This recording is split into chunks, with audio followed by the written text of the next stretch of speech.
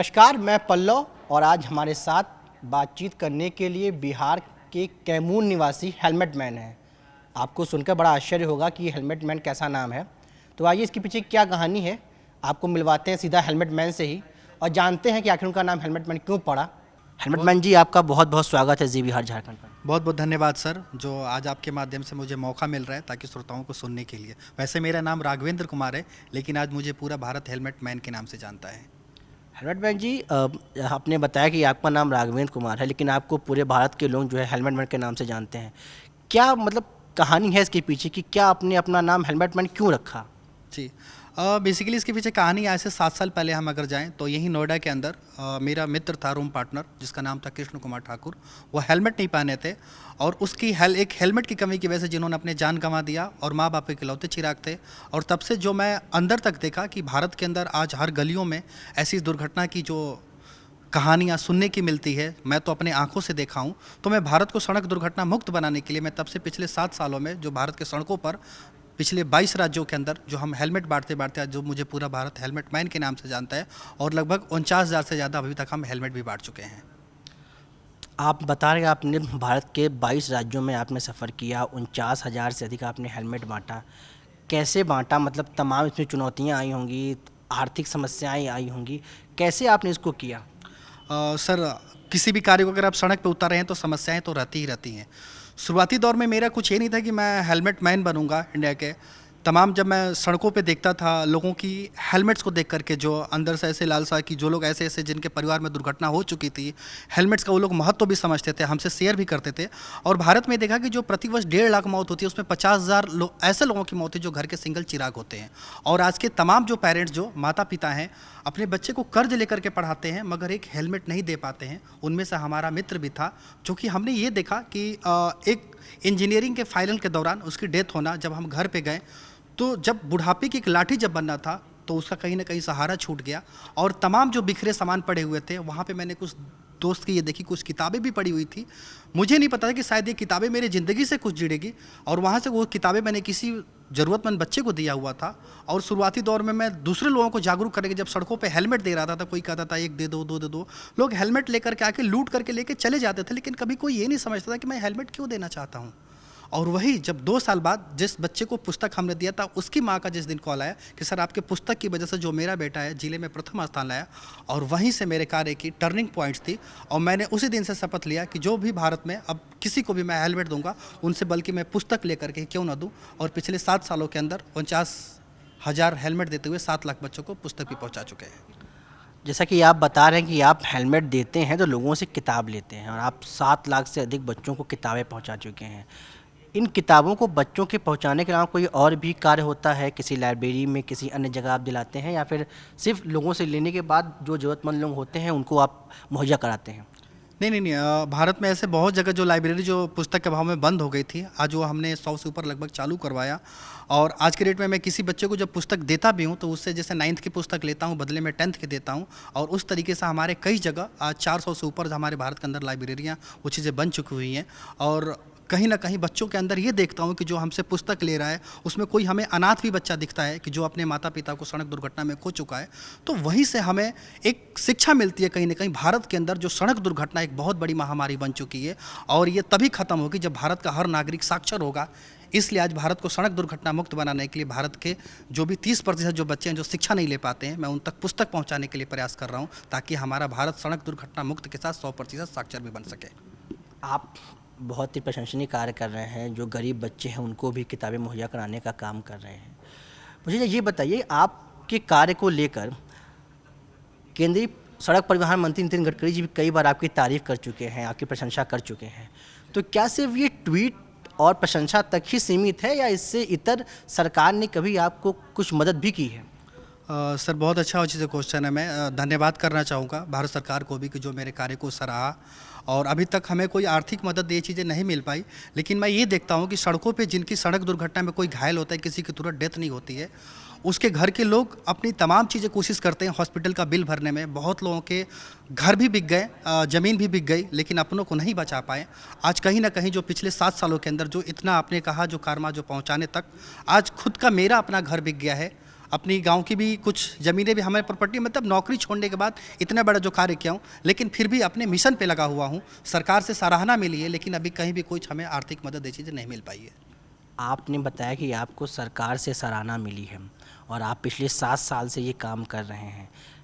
कभी हौसला नहीं टूटता, या इसके साथ ही मेरा ये भी सवाल है कि क्या सिर्फ लोगों की मदद करके ही संतुष्टि मिल रही है, या इसके आगे भी आपके मन में कोई बात है, कोई विचार है जो आप करना चाह रहे हैं? आज जिस तरीके से मैं 49,000 लोगों को जो हेलमेट्स दिया हूँ और 7 लाख बच्चों तक पुस्तकें दिया हूँ, उन बच्चों का जो हौसला है, बहुत ऐसे जो बच्चे हमारे साथ दिन रात लगे हुए रहते हैं, तो कहीं ना कहीं ये हौसला मुझे अपने अंदर को खुद को मोटिवेट्स कर रहा है।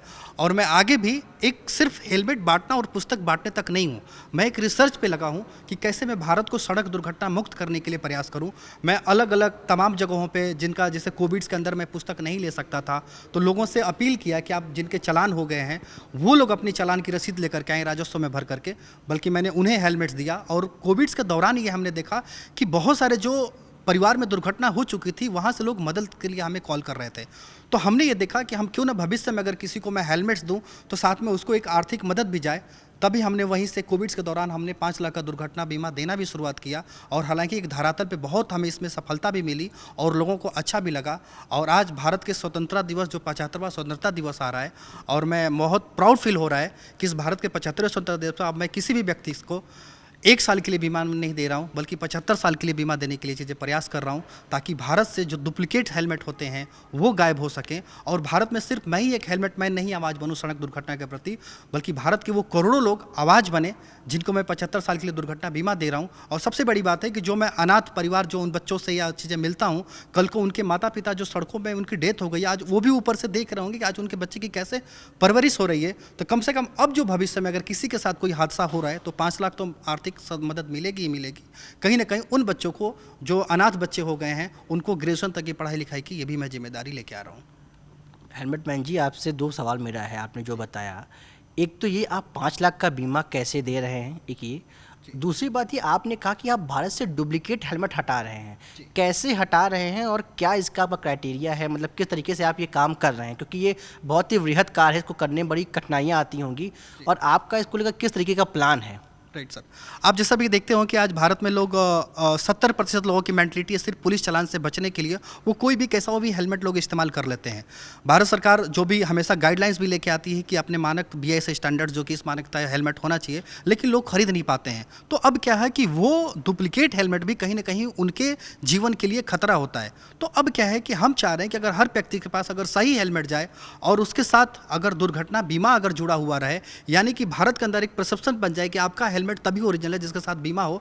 और भारत सरकार ने जिसको भी BIS स्टैंडर्ड्स का जो लाइसेंस दे रखा है, हम चाह रहे हैं कि एक लोगों तक आवाज़ जाए, उसके मानक उन लोगों को पता चले, और वो BIS स्टैंडर्ड्स का जो कोई भी हेलमेट्स ले रहा है तो उसके साथ में 5 लाख का दुर्घटना बीमा दे रहा हूँ। इससे क्या होगा कि आने वाले भविष्य के अंदर कोई भी 200-400 देख का हेलमेट ना खरीदेगा, बल्कि 1000 रुपये के लेकर के अपने एक जीवन को सुरक्षित कर पाएगा। और कहीं ना कहीं जहाँ कि हमारे भारत के अंदर देखते हैं कि जो 20 मीटर दूरी पर दुर्घटना होती है, कोई किसी की मदद नहीं कर पा रहा है, अगर मैं 1000 किलोमीटर दूर उस परिवार को 5 लाख देने के लिए जा रहा हूँ, उस परिवार में बच्चों की मदद करने जा रहा हूँ। ये सवाल मेरा इस चीज़ को लेकर है, आप वो 5 लाख का बीमा कैसे मुहैया करा रहे हैं? मतलब क्या उसका प्लान है, या किसी कंपनी से आप जुड़े हुए हैं, या कोई बीमा कंपनी एजेंसी है जिसके जरिए आप कैसे मुहैया करा रहे हैं?